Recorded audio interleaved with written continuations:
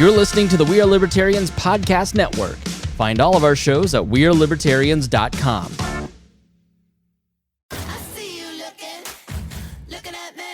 Can I have your attention, please? Yes, hi, Wanda Sykes here. You ever think about all the nicknames we have for breasts? Boobs, tatas, the girls, chesticles, bubbies. Heck, you might even have your own nickname for them. And yet, even though they get so much attention, they're still so ignored when it matters most. What's up with that? Well, on February 9th, tune in to see why I'm talking so much about breasts and visit yourattentionplease.com to learn more. You found your person. Now let the Knot help you with everything else. The Knot connects you to the wedding inspo, vendors, venues, and planning tools you need to make your day totally you. Having helped plan 25 million weddings, we've got your back when it comes to every little detail like RSVPs, budgets, and more. Because your wedding comes to life with the connections that matter the most. Get started at theknot.com/audio. The Knot. Let's plan your wedding together. Welcome to the We Are Libertarians Daily Podcast. I am your host, Hodey Johns, and I'm here with my buddy, Dale. Dale, how you doing? Hey, I forgot we were actually recording this, so I was going to make faces at you while you're doing it in the intro, but I'm doing great. How are you, Hodey? Doing well, man. Doing well. So we are going to talk a little bit today. We're going to do some culture discussion, you and I, and some self-help, some self-betterment discussion. So we're not even really talking politics. So I'm sorry if that's not your game. That's not my game. It's one of those that I think is necessary. I think that we need to develop better people, and I think better people will have better politics, as opposed to trying to instill better politics on people that are flawed. Would you agree? For the most part, my inner statist, my inner totalitarian would want to say we need to take over the state and impose freedom on everyone, but I know that's not really going to work. Yeah, it's it's like that whole mandatory fun thing that they always try to prescribe with communism. Like, hey, it's mandatory smile time. It's it's like, well, if you've made it mandatory, I don't know how genuine it's going to be, but. Yeah, so today we're actually talking about procrastination. We're going to talk about some what people do with their lives, personal experiences, things that we've learned. You know what? You are the master advice giver. I'll let you start off with where you want to take this conversation. But can we talk about this later, Hodey? Yeah, I'm really tired today, and I'm not going to be feeling it tomorrow. God, no. Well, I guess I did a podcast recently about it, and. Basically one of the things about procrastination is sometimes you just have to use brute force to combat it. You have to force yourself. And one of the things that I dealt with recently was you can't really see it, but this office was more of a wreck than it was. And you can't really see it because my not guns and books are there. But I basically forced myself to, through the process of cleaning the floor, and it wasn't anything, it was just clutter. And then finally I figured out, like, at the midnight, and I basically just am retelling this podcast all over again, but basically what wound up happening was I got everything done very quickly, but then there was a spot over there that had 3 sets of papers. They're my family's old papers from their estates. And I'm just like, I don't want to deal with this. And then I finally got to, like, this makeshift gravestone that my sister had made for my biological dad, and then some old family pictures. I'm like, I didn't break down and cry, but I'm just like, yeah, this is why I didn't want to be doing this. So there wasn't just a laziness there was a psychological root. And that's one of the first tactics that you can use to combat procrastination is, what's a psychological block? Or why are you doing this? Just ask yourself, why are you waiting on this? What's the block?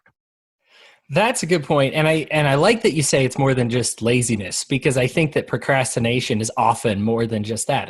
Of course, we never want to do the work, but if we recognize the work is inevitable and we're smart enough to know that, then it's really not laziness. It's something else. It can be burdensome. It can be emotional. It can be trying.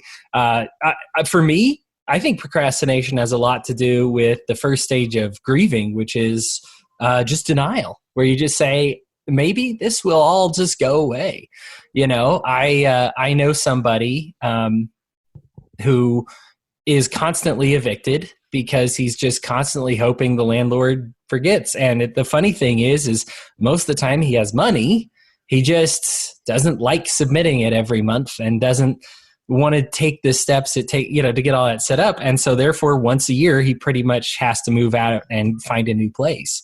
That's a horrible strategy. Sorry. It hasn't panned out for him yet. But I really think, but for me, it's a strong sense of denial that I get from him when I talk with him about it. It's not lazy because he has to move every time. He has to pick up his things and move all of his stuff to a different place every time. So he actually puts in a lot more work doing this, but he just gets into this stage of denial of hoping that it will go away, that the problem will go away, that the landlord will stop asking for money, and that it'll all just eventually just blow over and everything will be done with. Yeah, I don't know. Has he talked about to you or anyone as to why, what his hang up is on that? I have talked with him enough to just know that that's like the sense that I get from him, but I guess I haven't delved into the details of it. It's more so just that I have the knowledge of knowing that he has the money for it. Oftentimes he even so a lot of times what it comes down to is he's missed 3-4 months or whatever, and then has it, and then he's just like, fine, I'll just pay it, and then he gets an extra 3 or 4 months and just doesn't feel like paying it that month. I mean, there's a lot of people who, I shouldn't say a lot, but I know some people who know they need to pay their phone bill by picking up their phone and being like, oh, it's deactivated, I need to pay my phone bill every month, and it's extra work when you do that. You put it on auto pay, it's no work. And so think about procrastination, like you said, I think some of it's laziness, and sometimes you just need to get yelled at. But a lot of times that I think it's mixed with a little bit of denial, hoping that it'll all just go away, that it'll delay for a little longer, that you just won't have to deal with it ever, is how I see it. But yeah, now your project of just cleaning your room, what 7 hours or something? It was a long project. Well, the front end of it took me like 3 hours. The part where I started getting bogged down was between being distracted by a very wholesome family game of GTA 5 throughout the day, and then jumping back into dealing with my files. I finally just decided to say, screw it. I'm just gonna dig in and get through these papers and get them archived, and then have a kind of a working file system over here and do it. So I mean, it was interspersed with not only procrastination but distraction, which is not a good combination, especially when you let it gang up on you. And distraction is just so delightful. And I think I had just been, well, as I say, the other thing is I'm not trying to throw anybody under the bus, but I think I was also distracted by the secret group that I'm also a part of, not to name names, but that was also quite entertaining, as well as GTA. I'll blame the GTA more than the WAL podcasters chat. Yeah, we'll call it. I didn't want it to be known that that's a thing, but yeah. Yeah, it's a thing. And I want people to know it's a thing, to know, because if you're on the research team or if you're contributing to the group and making daily podcasts for us, then you get in that chat. I mean, we have a lot of ways that you can contribute. And it's very entertaining, that's for sure. We usually have everything ironed out, and the podcast itself is the suit and tie. That chat is the before and after party, I guess. Yeah.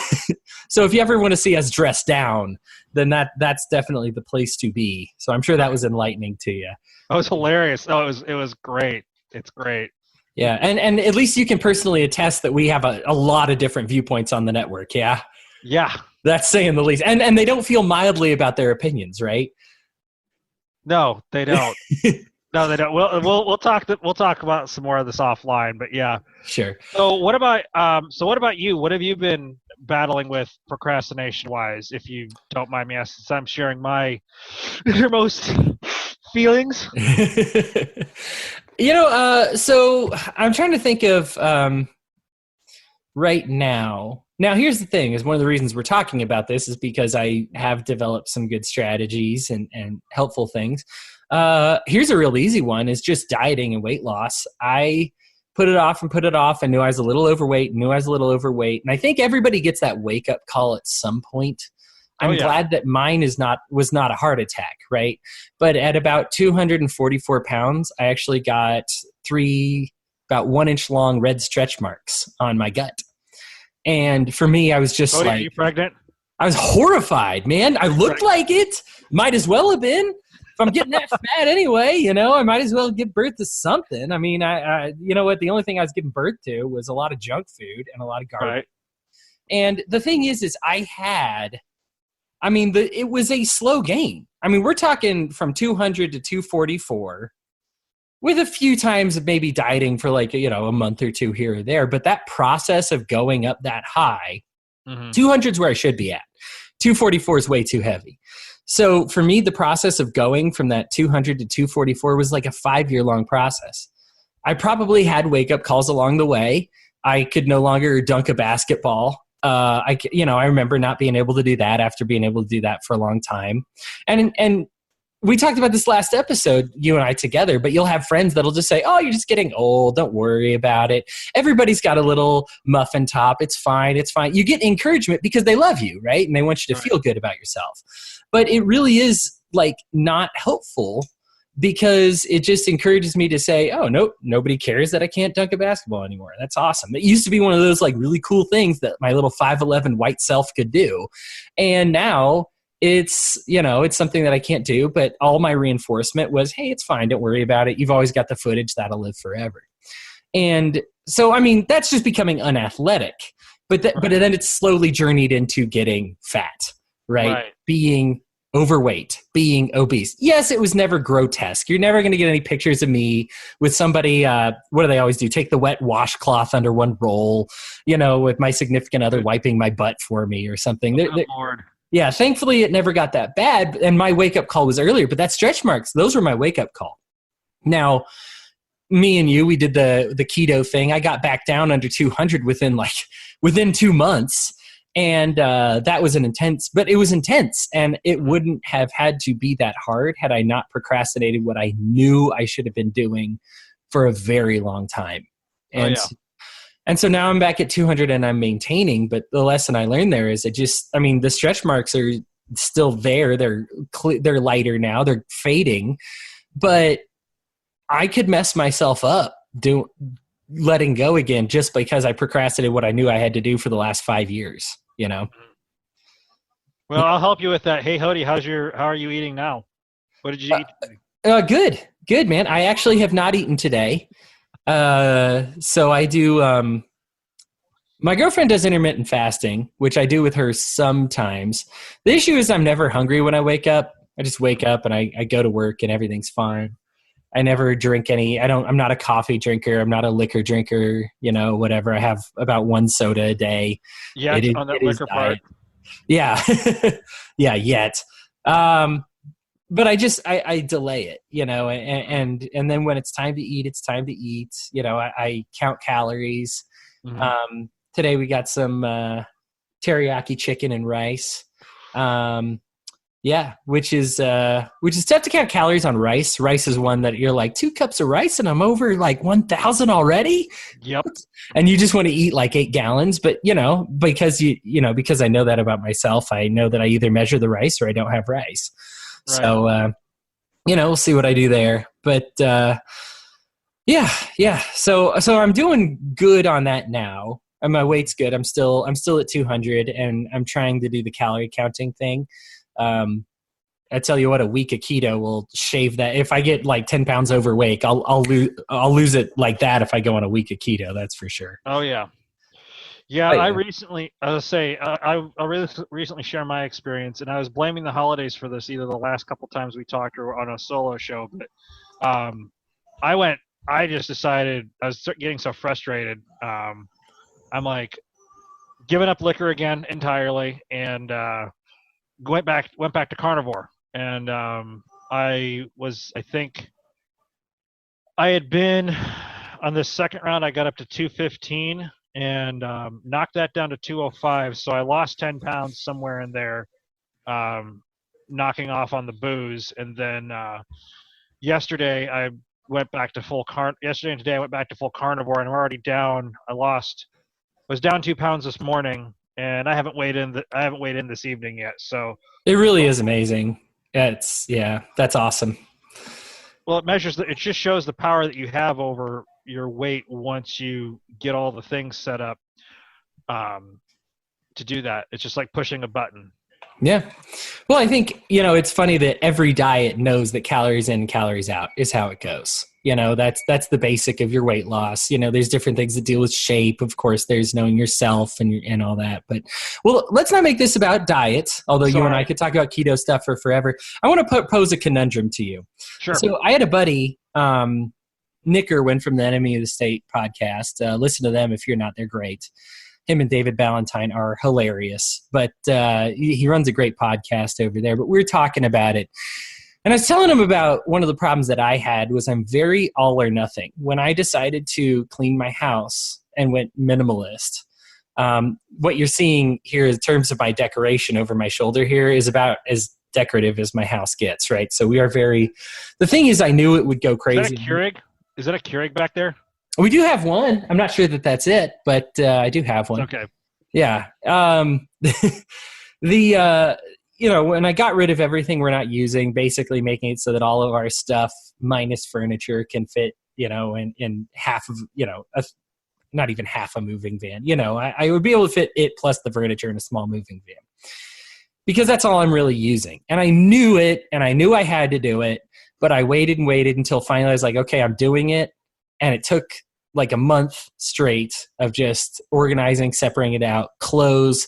Remember, the medicine cabinet was crazy, which ones we were going to keep, which ones we were going to, which ones stayed, hours a day, But it was because I was very all or nothing. And he suggested that it might be healthier to go at a slower pace. Now, I get the sense when I talk to you, I see advantages to both, I guess is what I'm saying. There's do a little bit a day and slowly progress in the right direction, so long as you're progressing. But then there's, and one of the things that I've always liked about you is your militant mentality, which is like, we're doing this, hoorah, and nothing gets in our way. We're going to knock this out right now. Mm-hmm. So is there any shame in picking one or the other? Or is it just knowing yourself well enough? I think it's a combination of knowing yourself well enough, and then it depends on what it is. I mean, and for all disclosure, I do have a militant mindset, but I either regret or am glad that I never served in the armed forces, depending on which. Oh yeah, don't send Dale death threats, guys. He did not serve in the armed forces, please. Well, depending on which libertarian you're listening to, whatever, or is listening. Sorry, I think it's a matter of strategy because there's certain areas where you have to go on the offensive. You can't, and I have very superficially studied military strategy, mostly acquiring that through playing lots and lots of Civilization 5. Again, procrastination and distraction. But I digress. You have to decide on what front you're fighting defensively and what part you're fighting offensively. I mean, for me, in my own life, diet has been something that I'm fighting offensively on with keto.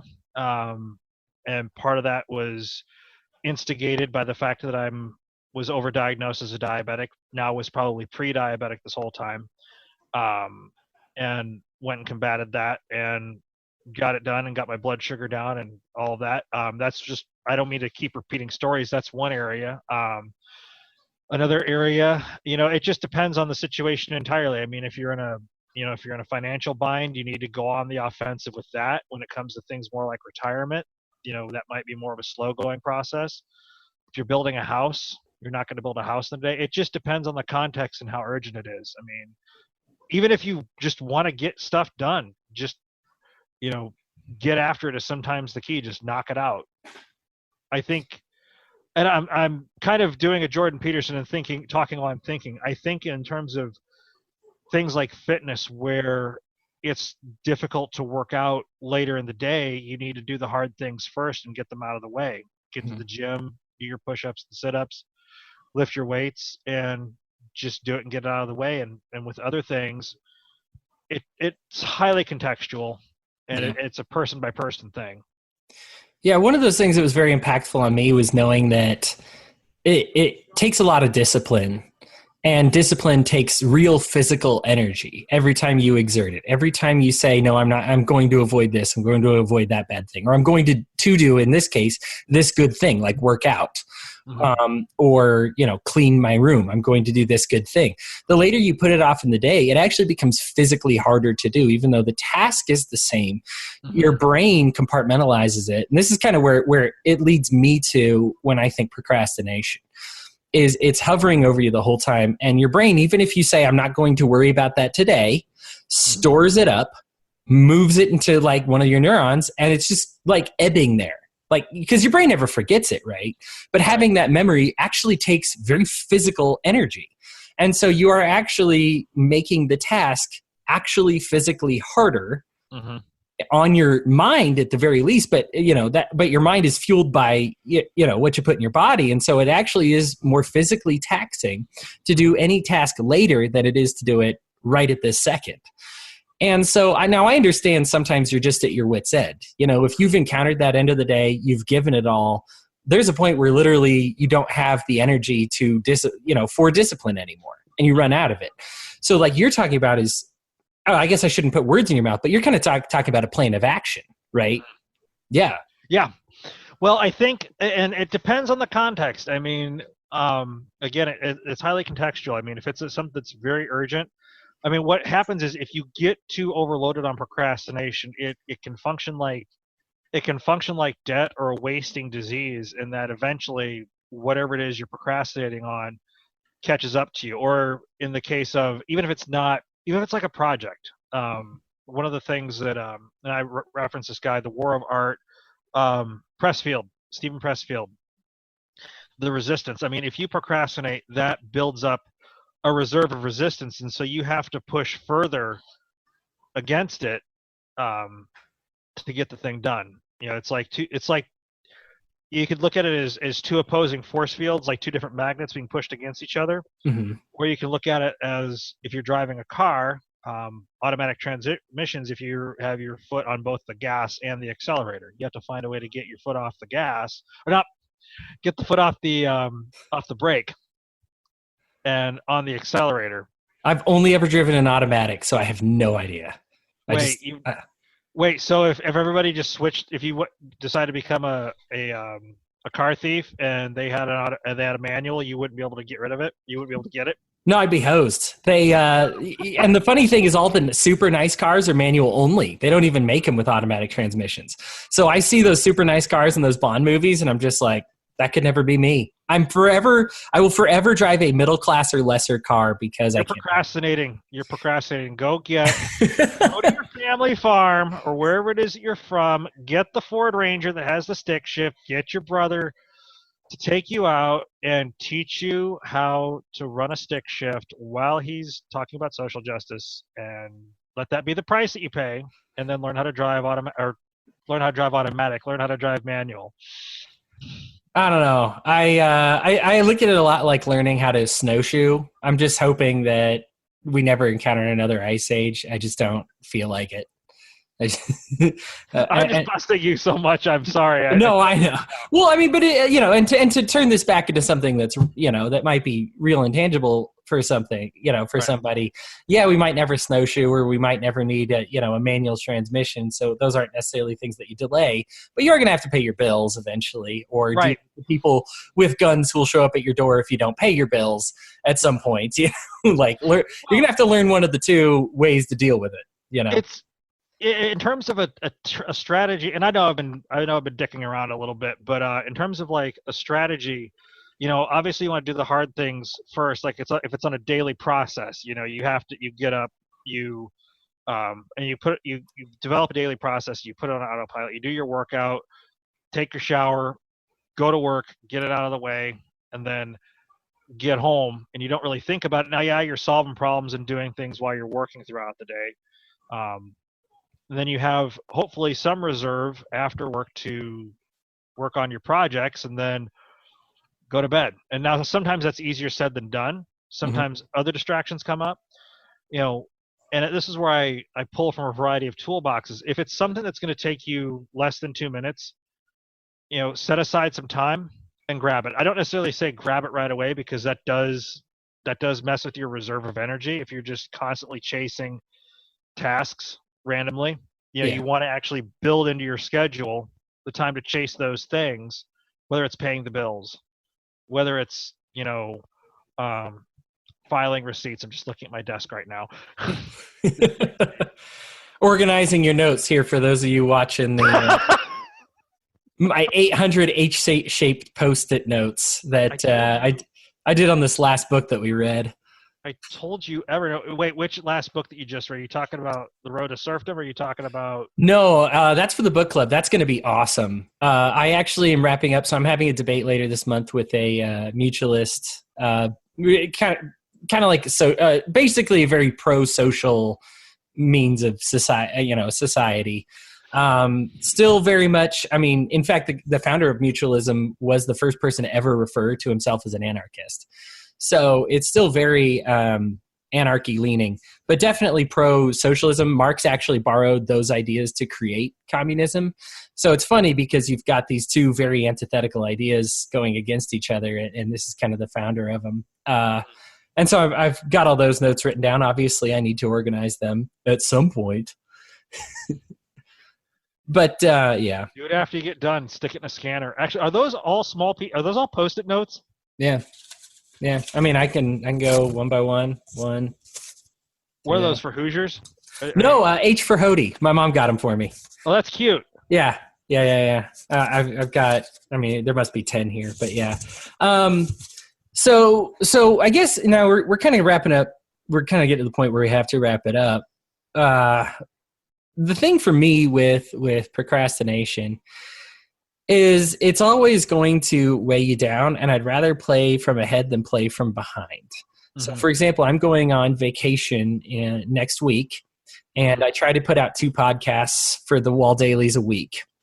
I know that I won't want to do it on vacation. Now, there's a procrastinator part that I'll admit is even still within myself that just says, do your 2, take vacation, don't do it at all. That's not even procrastinating. That's just not putting in the work and sharing with my audience and giving them the things that they deserve. That's dark side Hodey talking. Yeah, that's very dark side stuff right there. Just being like, that's the lazy side, and it really shafts the audience, and it's not fair to them. It's not fair to our Patreon people that pay for this content. And it's not fair to the listeners that just listen to us and like to share us with our friends, to be like, well, my host got lazy on my show, so now there's less content, and so I've got that. And there's the other part of me that says, well, just do it when you get back, who knows? But the thing is I know myself well enough that's playing from behind, and that's going to loom over me for the entire vacation, is thinking about what am I going to do when I get back? I'm going to have to make up for it.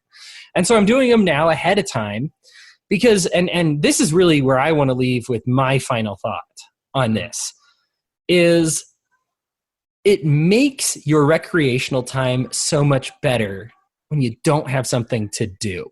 Amen. I structure my whole week so that when I have a day off, I do nothing.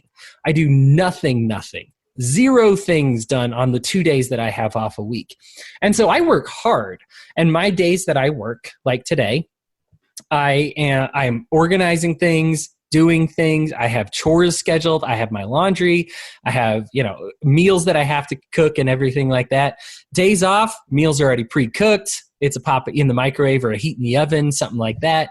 And because I've structured this now, and I think structure is a huge part of this. When you talk about an attack plan, this is really what it is. It's just to say, I want to make sure that my days off actually fuel me up instead of just another day that I'm slogging through and I'm dreading tomorrow, And so I can, on my days off, I mean, I would be embarrassed to tell people the video games that I play, the books that I read, like it is a huge volume of nonsense. Like it is just, yeah.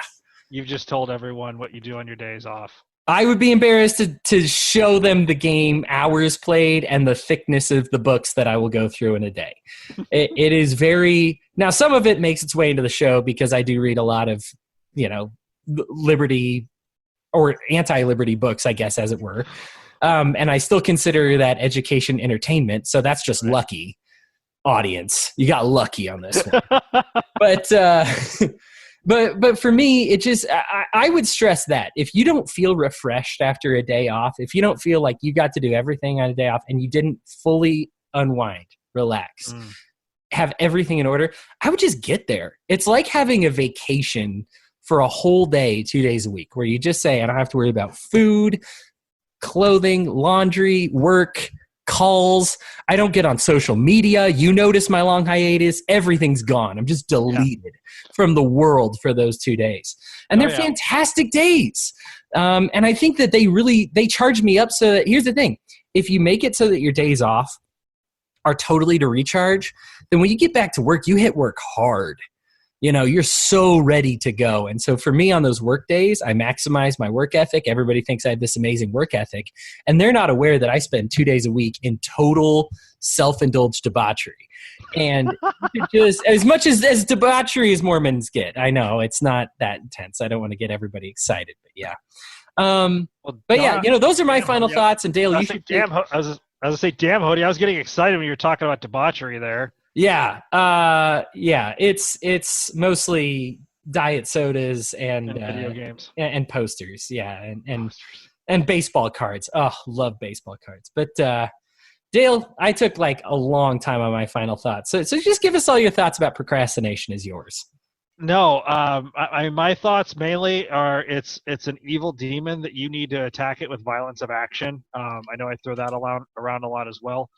Structure is huge. I mean, if you can get yourself into a program, because that's a schedule is literally a program. When you're setting yourself up for that scheduling for, and I would actually like to talk with you more about this offline because I've got other ideas. But in terms of being able to put together that regimen, because you're writing a program when you sit down with your schedule on your day off, when you're doing your grand strategy for the week, you're putting that all together, and then you run the program, and then you might, there might be an errant thought where you get where you might get an error in the code, but you can still deal with that along the way. I guess my only final thought is, if you're behind on things, pick a day, make a list, and plan your grand strategy, and then get the things that you're behind on, get those caught up. Let that be the first thing, so you're at least at neutral, and then the things that you're that would be the first thing I do to clear that up. And then I would flip it back to what Hodey said, and then at work, just figure out a way to structure your time so that way you can hit it hard, plan out your meals, plan out whatever it is that you need to do in your life to make it work, and then have those 2 days or whatever to recharge and come back to it. I think that's huge. So those would be my final thoughts. Awesome. Yeah, I agree. I know so many people that they half-ass work and then they also half-ass recreation. And it's just, I feel bad for them. I mean, at work, they're pieces of garbage and I hate dealing with them. But I pity them based on their home life because they're constantly trying to catch up and chase things. It's just a rough go for all of them. But yeah, if you find yourself in that situation, dear listener, please do something about it. I know Dale's very open to talking with people. He has a whole podcast called Simplistic Advice. So if you want some simple advice about how to attack that, tune in. Ask Dale. I'm sure he's part of the WAL network now. So if you want to throw it into the We Are Libertarians ether and there, I'm sure that word will get around to him, and he'd love to help you out and design a strategy for you. But yeah, that's pretty much it. I appreciate you tuning in. Dale, always a pleasure to talk with you, my friend. It is. And same to you, Hodey. Yeah. You guys have a great day and keep fueling the fires of liberty.